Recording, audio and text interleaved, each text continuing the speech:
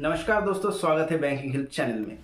आज हम बात करने वाले हैं म्यूचुअल फंड का बेसिक्स, यानी कि म्यूचुअल फंड क्या होता है। म्यूचुअल फंड का एक ओवरव्यू मैं आपको बताऊंगा और ये म्यूचुअल फंड किस तरह से एक कॉमन पब्लिक के लिए गेम चेंजर है। तो चलिए शुरू करते हैं।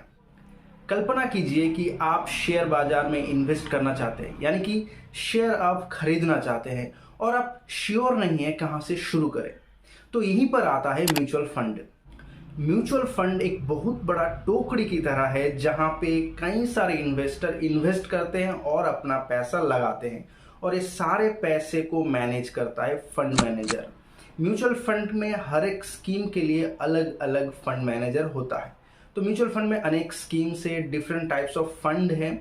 तो कितने सारे स्कीम से किस तरह से आप अपनी ज़रूरत के हिसाब से म्यूचुअल फंड चूज कर सकते हैं, ये मैं नेक्स्ट वीडियो में बताऊंगा। यहाँ पे आप सिर्फ ये याद रखिए कि म्यूचुअल फंड का जो फंड मैनेजर है ये सारे पैसों को डिफरेंट एसेट क्लासेस में, जैसे कि शेयर या स्टॉक हो गया, बॉन्ड या गोल्ड में इन्वेस्ट करता है। म्यूचुअल फंड की खूबसूरती क्या है पता है? वो है डाइवर्सिफिकेशन।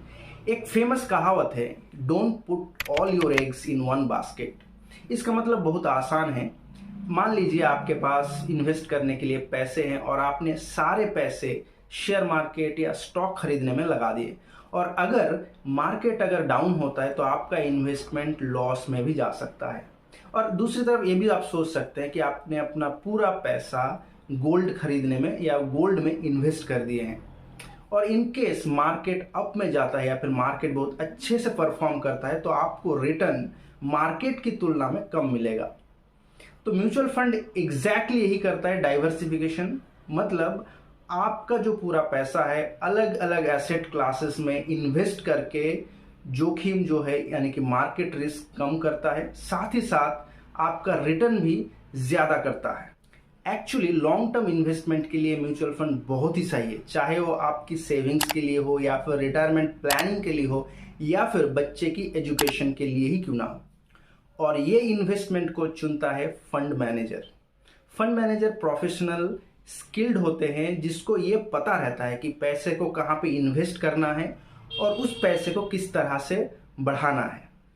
आप म्यूचुअल फंड में SIP या लमसम में इन्वेस्ट कर सकते हैं। आपके पास इन्वेस्ट करने के लिए पैसा है और आपने पूरा पैसा म्यूचुअल फंड में इन्वेस्ट कर दिया, इसको बोलते हैं लमसम इन्वेस्टमेंट।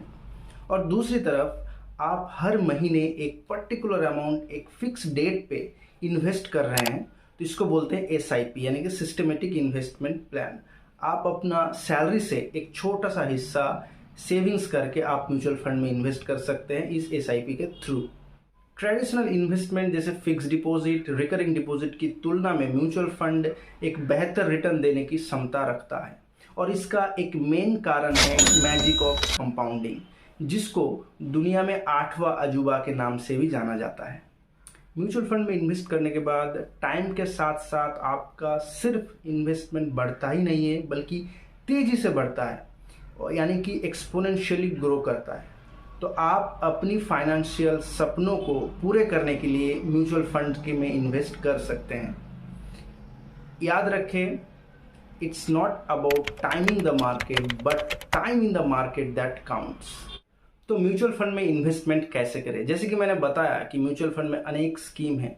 कौन सा स्कीम आपके लिए परफेक्ट होगा, किस स्कीम में आप अपनी ज़रूरत के हिसाब से पैसे रख सकते हैं, ये भी मैं आपको बताऊंगा विथ डिटेल्स नेक्स्ट वीडियो में। ये वीडियो यहाँ तक देखने के लिए बहुत बहुत आभार। इस वीडियो को लाइक करें, शेयर करें, और आप चैनल में नए तो चैनल को सब्सक्राइब जरूर करें। मिलते हैं नेक्स्ट वीडियो में। Thank you.